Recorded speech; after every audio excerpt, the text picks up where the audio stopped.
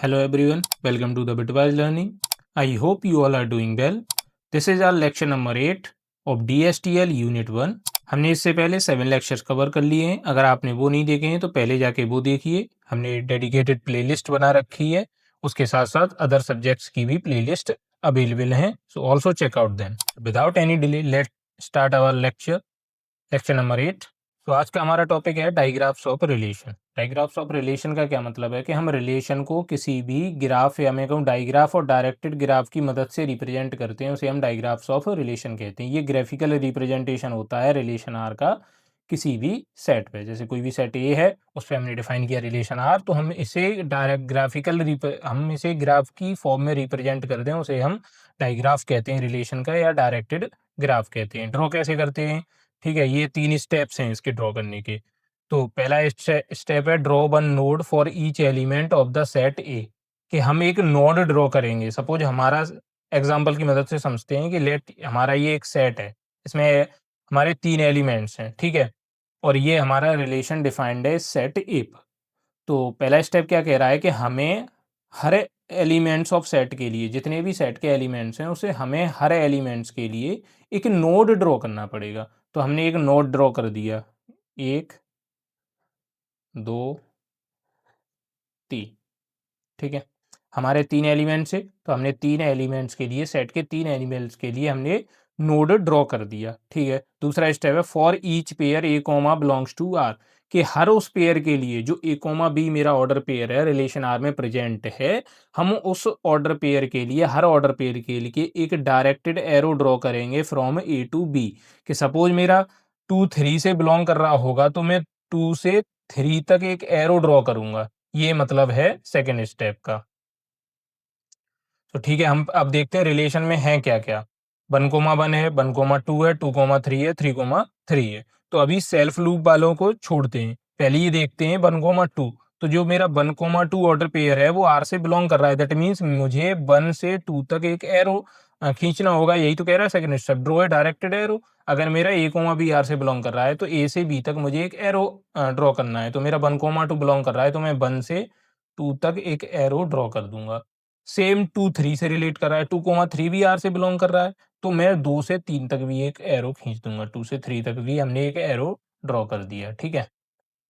अब third step है if A comma A belongs to R, कि अगर मेरे डायगोनल ऑर्डर पेयर भी हैं रिलेशन आर में, तो ये क्या है, सेम एलिमेंट्स पे, तो डायगोनल ऑर्डर पेयर हुआ. तो draw a loop eight node A. अगर मेरा ए कॉमा ए बिलोंग कर रहा है, तो मैं एक जो ए नोड होगा, मैं उस पर सेल्फ लूप ड्रॉ कर दूंगा. तो सेम यहाँ पे मेरा 1,1 है डायगोनल ऑर्डर पेयर, 3,3 है डायगोनल ऑर्डर पेयर, क्योंकि 1,2 2,3 के लिए तो मैंने एज ड्रॉ कर दी है, एरो ड्रॉ कर दिया है, डायरेक्टेड एरो जो दिखा रहा है, एरो दिखा रहा है कि 1 2 से रिलेटेड है एंड 2 3 से रिलेटेड है.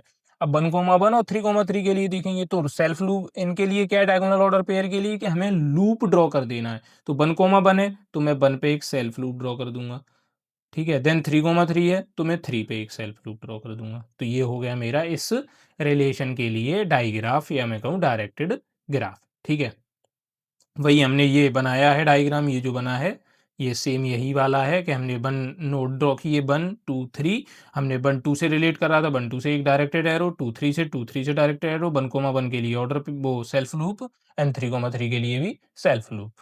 This is how we draw the digraph of any relation. वही स्टेप लिखे हैं हमने कि नोड थे हमारे 1 2 3, तो हमने नोड बना लिए 1 2 3. डायरेक्टेड एजेस थी, 1,1 था, 1,1 रिलेट कर रहा था, एक 1, ऑर्डर पेयर था, तो 1 2 से एक ड्रॉ एज, 2 3 था तो 2 से 3 तक, और 3 से 3 तो सेम थे. वहां पे हमने लूप लिख दिया कि लूप ड्रॉ होंगे एंड अदर डायरेक्टेड है, तो same just follow the step. बहुत ईजी है, हमें जो दिया हुआ है रिलेशन, ठीक है, उसमें जो एलिमेंट हैं सेट्स के, उनके लिए हमने नोड ड्रॉ किया, जो जिससे रिलेट कर रहा है वहां पे हमने डायरेक्टेड एरो ड्रॉ किया, सेल्फ डायगोनल ऑर्डर के लिए हमने एक लूप ड्रॉ कर दिया, done.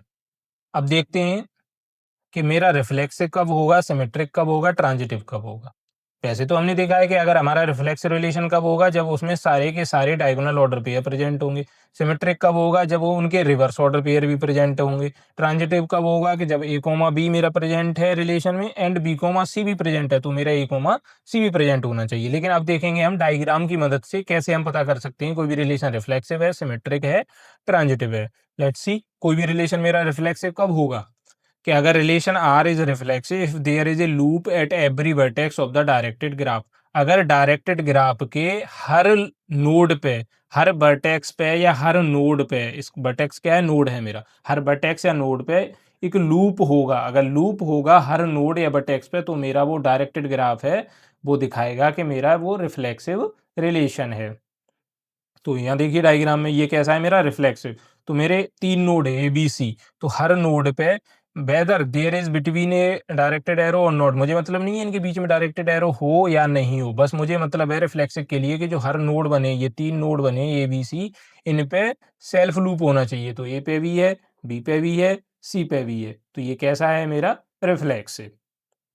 Now see for symmetric. Symmetric क्या कहता है, अगर मेरा रिलेशन सिमेट्रिक है तो if for every edge between distinct vertices in its digraph, कि हर एज के लिए, हर एज के लिए जो हर एज बनी हुई है मेरी ग्राफ में, दो एलिमेंट्स के बीच में, दो अलग अलग एलिमेंट्स के बीच में जो एज बनी हुई है, उस हर एज के लिए there is an edge in the opposite direction, कि अगर ये एज इस डायरेक्शन में पॉइंट आउट कर रही है, ये में पॉइंट आउट कर रही है, ये इस डायरेक्शन में, तो हर एज के लिए अपोजिट डायरेक्शन में भी एक एज होनी चाहिए। तो देखो ये इधर से यहाँ गई है अपोजिट डायरेक्शन में, इधर से ये गई है यहाँ अपोजिट डायरेक्शन में, एंड इधर से ये गई है इधर अपोजिट डायरेक्शन में। तो इसका क्या मतलब है, ये मेरा सिमेट्रिक है कि हर एज के लिए उसके अपोजिट डायरेक्शन में एक और एज होनी चाहिए डायग्राम में, तो वो मेरा रिलेशन सिमेट्रिक रिलेशन होगा। Now check transitive. ट्रांजिटिव क्या होगा, ये relation R is transitive if there is edge from vertex A to vertex B. मेरा कोई भी रिलेशन ट्रांजिटिव कब होगा डायग्राफ में, कि अगर कोई एज है वर्टेक्स ए से वर्टेक्स बी तक, मेरे ये 3 नोड हैं ए, बी, सी, तो अगर मेरी कोई एज है वर्टेक्स ए से बी तक and from vertex B to C, और बी से सी तक भी है, ए से बी तक है, बी से सी तक भी है, तो then there is an edge from vertex A to C, तो ए से सी तक भी होनी ही चाहिए, तो मेरा कैसा होगा वो ट्रांजिटिव। अगर ये दो एजें प्रेजेंट हैं तो ए टू सी भी होनी चाहिए, सी टू ए या ए टू सी भी मेरी एज होनी चाहिए, तब मेरा ये कैसा होगा ट्रांजिटिव। सॉरी इसमें जो ये एरो है ना वो इधर बनेगा, सॉरी बाई मिस्टेक इधर हो गया, क्योंकि ए बी से रिलेट कर रहा है, बी सी से रिलेट कर रहा है, तो ट्रांजिटिव में क्या होता है, ए सी से रिलेट कर रहा है होगा, ना कि सी ए से, दैट मीन्स ए से पॉइंट आउट एरो होगा सी की तरफ, तो ये हो गया मेरा ट्रांजिटिव। तो ये होता है मेरा डायग्राफ ऑफ रिलेशन, कि हमने देखा कि डायग्राम की मदद से या मैं कहूँ डायरेक्टेड ग्राफ की मदद से कैसे हम रिलेशन को रिप्रेजेंट कर सकते हैं, उसे ही हम कहते हैं ग्राफिकल रिप्रेजेंटेशन या डायग्राफ ऑफ ए रिलेशन। उससे हमने ये भी देखा कि रिफ्लेक्सिव, सिमेट्रिक, ट्रांजिटिव भी कैसे पता कर सकते हैं डायग्राफ की मदद से। Now move to the next topic that is matrix representation of a relation. अभी देखा हमने डायग्राफ और directed graph of a relation, अब देखेंगे हम मैट्रिक्स रिप्रेजेंटेशन, कि मैट्रिक्स की मदद से कैसे हम किसी भी रिलेशन को रिप्रेजेंट कर सकते हैं। मान लीजिए कोई दो सेट हैं ए और बी, ठीक है, और वो दोनों फाइनाइट सेट्स हैं जिनमें ये एलिमेंट है A one A two A three up to A M, and B में B one B two B three up to B N, ठीक है, containing M N and element respectively, कि A में total M elements हैं, B set में total N elements हैं, and R is a relation from A to B, और कोई relation are है जो मेरा सेट ए से सेट बी तक है, ठीक है, then R can be represented by the M into N matrix. तो जो मेरा आर होगा वो क्या होगा, M into N matrix होगा, क्योंकि दोनों ए सेट में एम एलिमेंट्स हैं, बी में एन है, तो जो मेरा रिलेशन आर होगा वो क्या होगा, M into N matrix होगा। और रिप्रेजेंटेड हम कैसे करते हैं, डिनोट करते हैं एम आर। हम जैसे रिलेशन आर पे मैट्रिक्स है तो हम इसको डिनोट करेंगे एम आर से, और एलिमेंट क्या होंगे उसमें, एम आई जे, ठीक है, which where each element M I J is defined है, जहाँ पे जो हर एलिमेंट है मैट्रिक्स का एम आई जे, वो कैसे डिफाइंड है कि उसकी वैल्यू वन होगी। कब वैल्यू वन होगी, अगर मेरा ए आई और बी जे आर से बिलोंग कर रहा होगा, ठीक है, और अगर मेरा ए आई और बी जे आर से बिलोंग नहीं कर रहा होगा तो जीरो होगी। दैट मीन्स अगर मेरे रिलेशन में ए कोमा बी ऑर्डर पेयर होगा तो उसके लिए हम वन ड्रॉ करेंगे, अगर मेरा ए कोमा बी रिलेशन से बिलोंग नहीं कर रहा होगा तो उसके लिए हम जीरो ड्रॉ करेंगे, सिंपल। नाउ सी एग्जांपल, मान लीजिए ये सेट है जिसमें 3 एलिमेंट्स हैं और ये रिलेशन है इस सेट पे डिफाइन, तो then the relation matrix is, तो हम जो रिलेशन की मैट्रिक्स क्या होगी, M R equal to, simply हम जो सेट के एलिमेंट्स हैं उनको इस तरीके से पहले मैट्रिक्स बनाएंगे ऐसे, ठीक है, कि हम ये मैट्रिक्स है और ये क्या है हमारी एम आर, ठीक है, मैट्रिक्स है और सेट में कितने एलिमेंट्स है, 1 2 3, तो दोनों साइड लिख लेंगे 1 2 3, यहाँ भी लिख लेंगे 1 2 3, ठीक है। अब क्या करेंगे कि अगर मेरा A comma B order pair present है उसके लिए 1 लिखूंगा, अगर नहीं है तो 0 लिखूंगा। अब देखते हैं ऑर्डर पेयर कौन कौन से प्रेजेंट हैं। एक 1 कॉमा 1 है, 1 कॉमा 2 है, 2 कॉमा 3 है, 3 कॉमा 3 है। तो 1 कॉमा 1 क्या मेरा 1 कॉमा 1 है दैट मीन्स यहाँ 1 ड्रॉ होगा। 1 कॉमा 2 1 कॉमा 2 है तो 1 ड्रॉ होगा। 1 कॉमा 3 1 कॉमा 3 तो 1 कॉमा 3 है नहीं है तो उसके लिए हम यहाँ 0 ड्रॉ करेंगे। ठीक है, ऐसे ही यहाँ कौन सा आएगा 2 कॉमा 1 2 कॉमा 1 है नहीं है तो इसके लिए भी 0। 2 कॉमा 2 2 कॉमा 2 भी नहीं है 0। 2 कॉमा 3 2 कॉमा 3 है तो 1 ड्रॉ करेंगे। जो बिलोंग कर रहे हैं उसके लिए 1, जो नहीं कर रहे हैं उसके लिए 0। अब नाउ 3 कॉमा 1 3 कॉमा 1 भी नहीं है। 3 कॉमा 2 3 कॉमा 2 भी नहीं है। 3 कॉमा 3 3 कॉमा 3 मेरा रिलेशन आर में है तो उसके लिए 3 कॉमा 3 के लिए 1 ड्रॉ कर दूंगा। और 3 कॉमा 1 3 कॉमा 2 थे नहीं तो उनके लिए 0 0। तो हमने वही मैट्रिक्स रिलेशन मैट्रिक्स बनाई है कि जो जो एलिमेंट्स प्रेजेंट हैं, या मैं कहूँ सॉरी जो जो ऑर्डर पेयर्स बिलोंग कर रहे हैं रिलेशन आर में, उनके लिए मैंने 1 ड्रॉ कर दिया और जो नहीं कर रहे थे उनके लिए मैंने सबके लिए 0 ड्रॉ कर दिया। तो इस तरीके से हम मैट्रिक्स रिप्रेजेंटेशन दिखाते हैं किसी भी रिलेशन का ना। प्रॉपर्टीज बाय मैट्रिक्स सेम जैसे हमने देखा था कि डायग्राफ ऑफ रिलेशन में कैसे हम डायग्राम की मदद से बता सकते थे रिफ्लेक्सिव है, सिमेट्रिक है, ट्रांजिटिव है, वैसे ही मैट्रिक्स की मदद से कैसे बता सकते हैं वो देखेंगे। तो रिफ्लेक्सिव कौन सा होगा, मैट्रिक्स हमारी रिफ्लेक्सिव मैट्रिक्स, या मैं कहूँ रिफ्लेक्सिव रिलेशन कैसे पता चलेगा मैट्रिक्स की मदद से, all diagonal elements equal to 1। कि अगर कोई मेरी मैट्रिक्स है ये, ठीक है, यही थी 1 2 3 मान लो, ये थी 1 2 3, तो ये रिफ्लेक्सिव कब होगी जब मेरे सारे के सारे डायगोनल एलिमेंट जो ये डायगोनल एलिमेंट बनते हैं यहाँ पे, तो ये सब क्या होने चाहिए 1 1 1, ये तीनों डायगोनल एलिमेंट्स 1 होने चाहिए। दैट मीन्स 1 कॉमा 1 प्रेजेंट होना चाहिए, 2 कॉमा 2 प्रेजेंट होना चाहिए, 3 कॉमा 3 प्रेजेंट होना चाहिए। अगर सारे के सारे डायगोनल एलिमेंट्स 1 हैं तो ये मेरा रिफ्लेक्सिव होगा। सिमेट्रिक के लिए सेम, अगर एम आर मेरी एम आई जे मैट्रिक्स है तो ए जे सिमेट्रिक कब होगी, symmetric if M R equal to M R T. That means ये क्या है ट्रांसपोज ऑफ मैट्रिक्स। अगर आपने मैथ 1 में पढ़ा होगा मैट्रिक्स का ट्रांसपोज भी हम निकालते थे। ठीक है, वैसे ही यहाँ क्या है कि अगर मेरा जो रिलेशन मैट्रिक्स निकल रही है उसका मैं ट्रांसपोज निकालूं, अगर वो दोनों बराबर आते हैं तो वो मेरी मैट्रिक्स कैसा है, सिमेट्रिक मैट्रिक्स होगी। Where M R T is the transpose of the matrix M R. तो जस्ट टेक एन एग्जांपल, ये सेट है, इस पे कोई रिलेशन है, ठीक है, हमने इसकी मैट्रिक्स रिलेशन ऑफ मैट्रिक्स बना ली कि जो ऑर्डर पेयर्स थे 1 कॉमा 2 था उसके लिए 1 बना दिया, और 2 कॉमा 1 था उसके लिए भी 1, 2 कॉमा 3 था उसके लिए 1, 3 कॉमा 2 था उसके लिए, बाकी अदर्स के लिए 0 0। तो हमने रिलेशन मैट्रिक्स बना ली। अब उसका हमें चाहिए था ट्रांसपोज, अगर ट्रांसपोज इक्वल आ जाता तो हमारी वो सिमेट्रिक मैट्रिक्स होती। तो हमने ट्रांसपोज निकाली है। ट्रांसपोज में क्या करते हैं कि रोज को कॉलम्स की फॉर्म में लिख देते हैं और कॉलम्स को रोज की, बस यही करते हैं कि रो को उठाओ पहला कॉलम बना दो, दूसरी रो को उठाओ दूसरा कॉलम बना दो, तीसरी रो को उठाओ तीसरा कॉलम बना दो। तो हमने वही किया कि इसको कैसे लिख देंगे, ये पहली रो है तो हमने इसको 0 1 0 पहला कॉलम बना दिया। दूसरी रो क्या है 1 0 1 तो हमने इसको 1 0 1 दूसरा कॉलम बना दिया। तीसरी रो क्या है 0 1 0 तो तीसरा कॉलम बना दो इसको 0 1 0।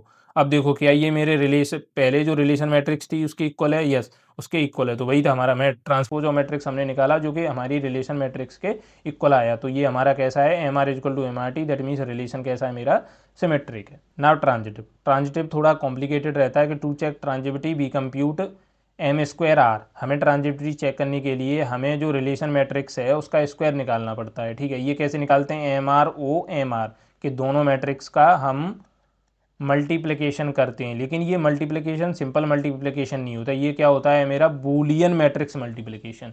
ठीक है, जब हम एम स्क्वायर निकालते थे कि किसी भी मैट्रिक्स का तो वहाँ मल्टीप्लाई करते थे देन ऐड करते थे, लेकिन यहाँ बूलियन फंक्शंस हम अप्लाई करेंगे, या मैं कहूँ कि बूलियन ऑपरेशन परफॉर्म होंगे। इसीलिए जो ये ओ है वो मल्टीप्लाई ना डिनोट करके बूलियन मैट्रिक्स मल्टीप्लिकेशन डिनोट करता है कि ये बूलियन मल्टीप्लिकेशन है ना कि मल्टीप्लिकेशन। ठीक है, ये कैसे निकालते हैं बूलियन मैट्रिक्स मल्टीप्लिकेशन रूल क्या कहता है कि for a matrix A and B of order N into N, कि कोई भी मेरी मैट्रिक्स है ए और बी जिसका ऑर्डर एन इंटू एन है, कि मेरे ए में भी एन एलिमेंट्स हैं बी में भी एन एलिमेंट्स, तो ऑर्डर कितना हो गया एन इंटू एन।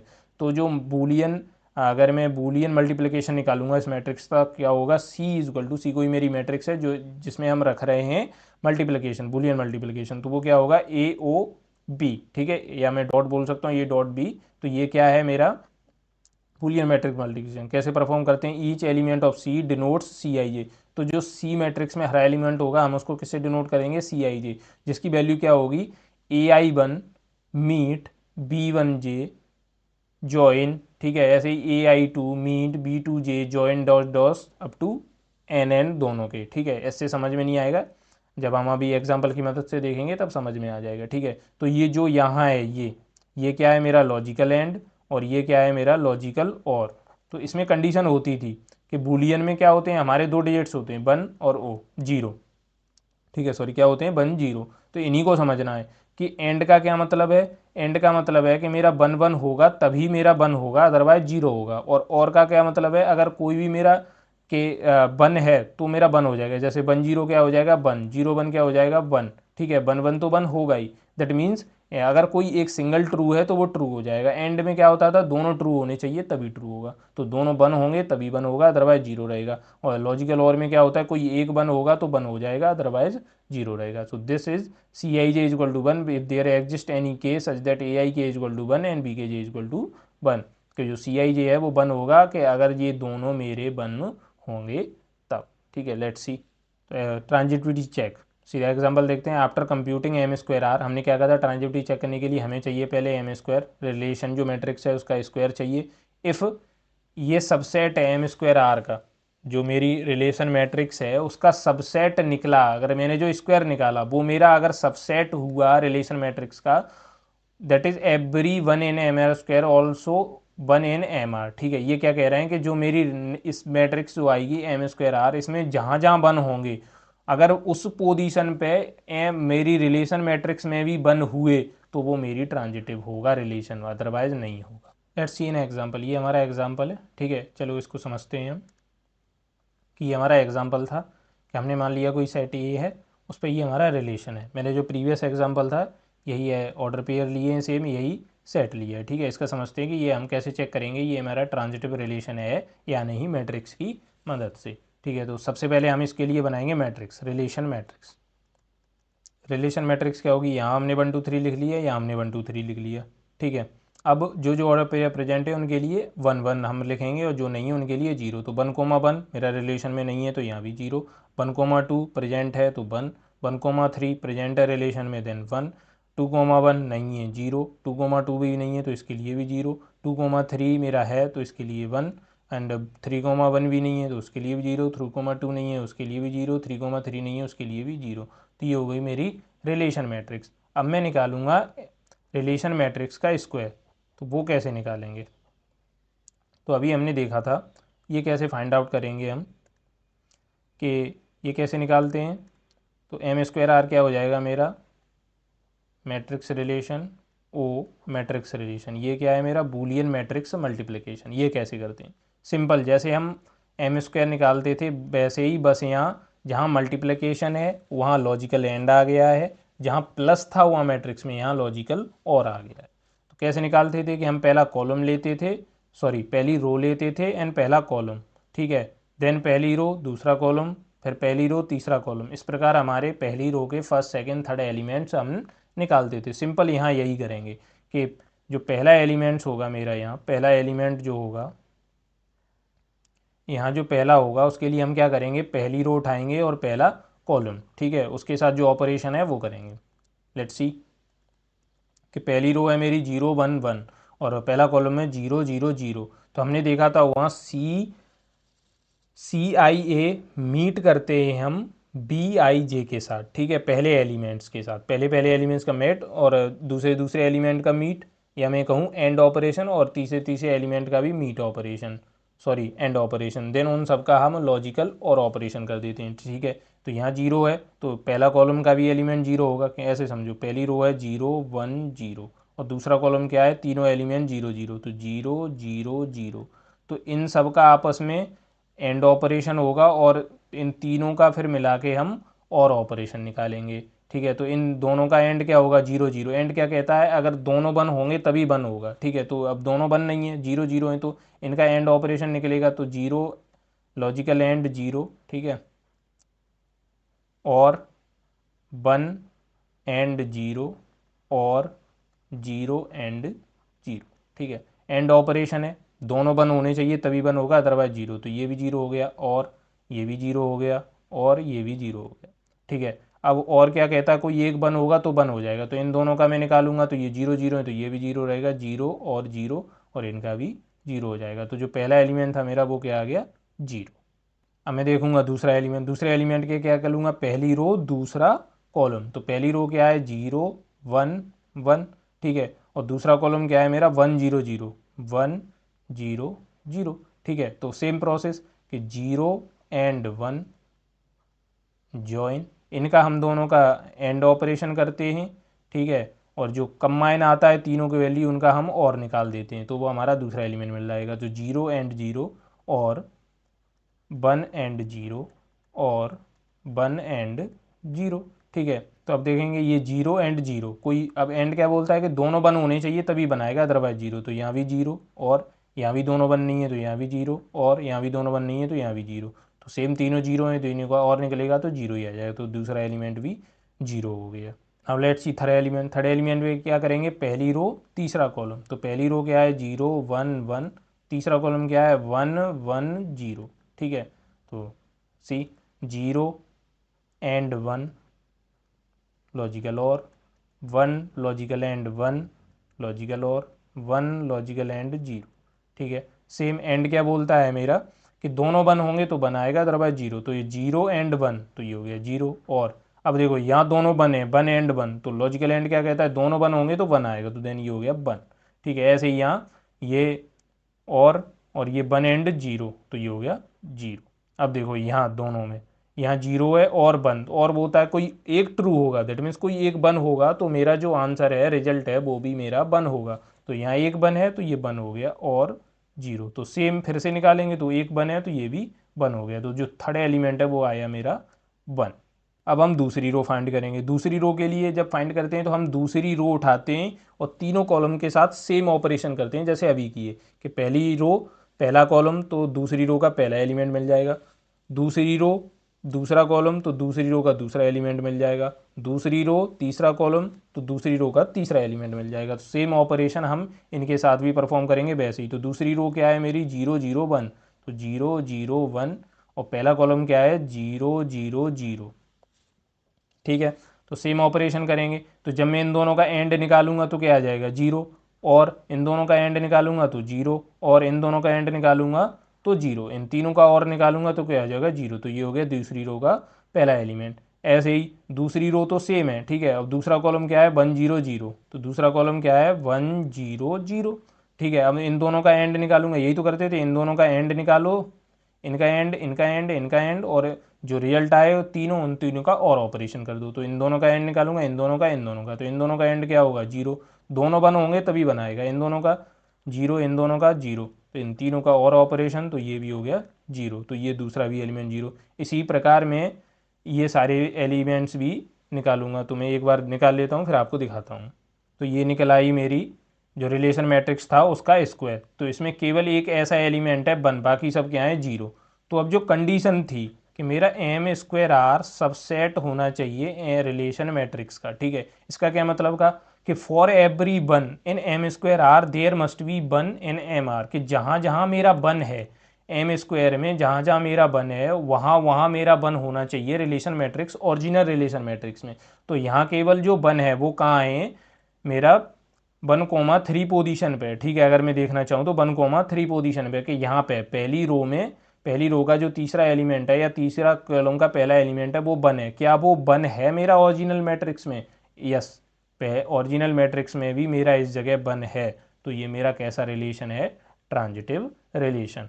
सपोज यहाँ वन नहीं होता, इस मैट्रिक्स में यहाँ वन नहीं होता, अगर यहाँ जीरो होता तो मेरी ट्रांजिटिव रिलेशन नहीं होता, जो आर था वो मेरा ट्रांजिटिव रिलेशन नहीं होता। तो जहाँ जो हमें एम स्क्वायर निकालेंगे उसमें जहाँ जहाँ वन होगा हम चेक करेंगे उस ठीक पोजीशन पे क्या मेरी ओरिजिनल जो मैट्रिक्स रिलेशन मैट्रिक्स निकाला था उसमें वन है। If yes then the relation is transitive, if not then the relation is not transitive. तो वही किया हमने, सॉरी यहाँ पे एम स्क्वायर होगा, यहाँ पे जो एम टी है वो एम टी नहीं है, एम स्क्वायर होगा।